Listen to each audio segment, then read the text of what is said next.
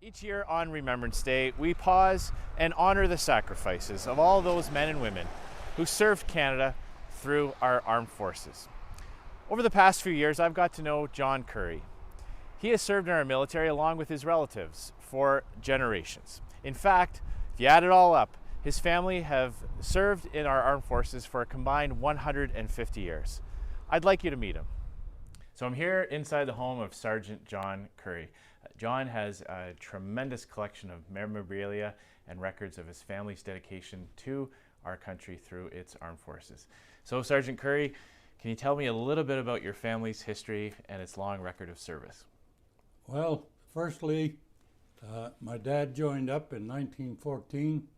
I understand he was only 17 at the time and serving in the First World War.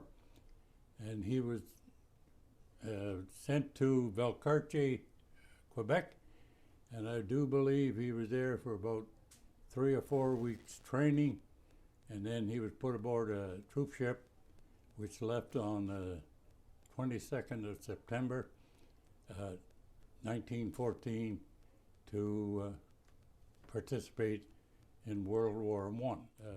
When he retired from the First World War in 1918, this is the more or less certificate that you get or got at that time.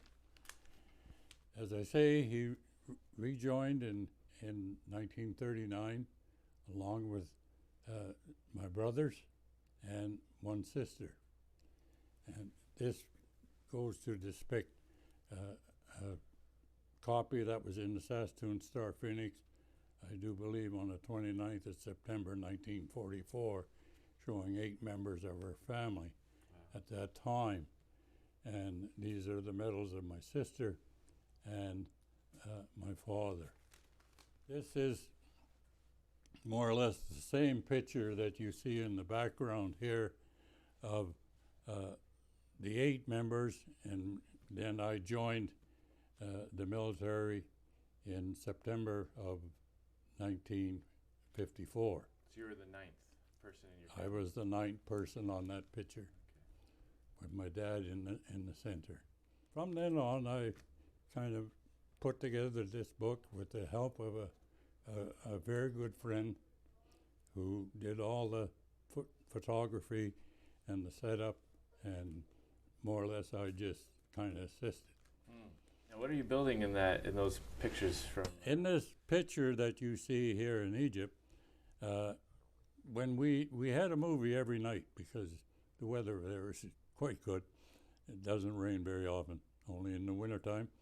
And you had to take your chair and sit on the desert and watch this film on maybe big chunks of plywood. But at this time, they thought, well, if we dug up the railway track in this camp, welded it all together, and I made a cinemascope screen.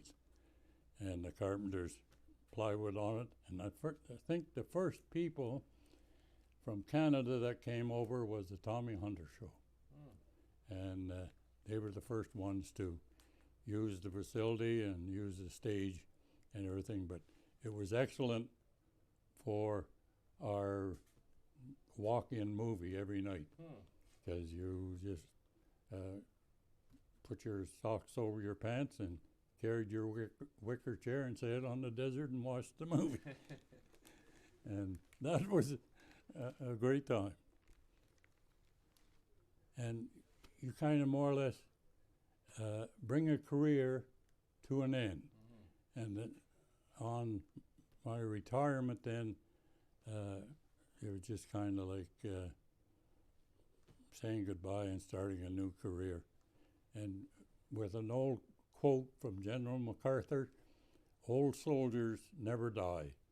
They simply fade away. Now, has your family continued to serve in the armed forces after you?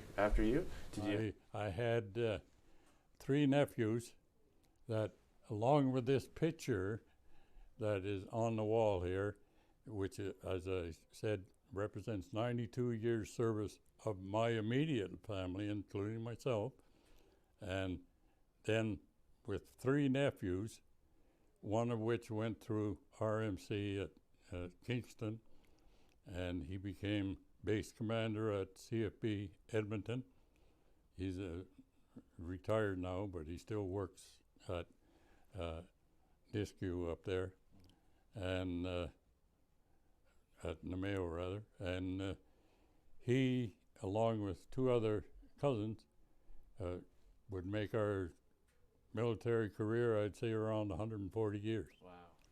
Well, thank you so much, Sergeant Curry, for sharing some of your family's history with us. And on behalf of my colleagues in the Conservative Party and our leader, Aaron O'Toole, I want to thank you and your family for your service to Canada. It is because of your sacrifice, the sacrifice of your ancestors, that we were able to defend our liberties when they came under threat. And so on this Remembrance Day, I hope all of you take the time to thank a veteran and remember the sacrifice that so many gave to keep us free.